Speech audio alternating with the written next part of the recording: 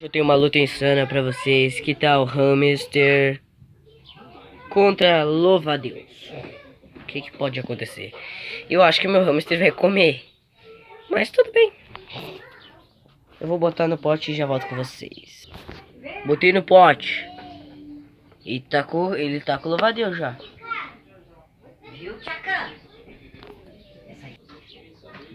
Pegou, galera. Pegou.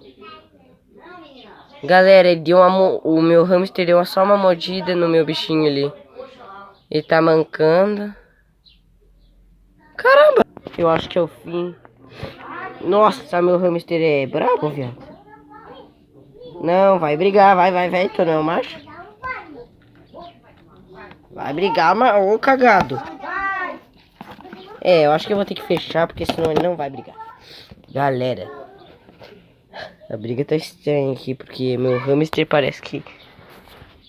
Ih, meu hamster pisou em cima lá, ó. Meu bichinho grudou nele. Meu bichinho grudou, ó. Ele tá bem pronto pro ataque.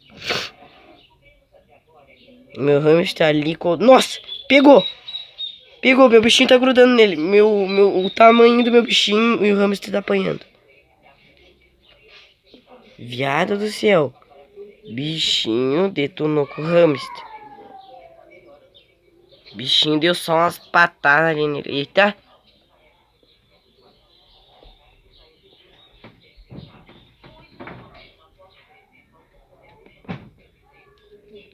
Esmagou. Pegou. Pegou, galera. Tá, pega. A briga tá insanidade. Deixa eu deixar ele respirar um pouquinho, galera. Eu botei vocês aí no escuro. Eita. Eu acho que... Ai, ai, caramba. Ele tá putaço. Caralho, galera.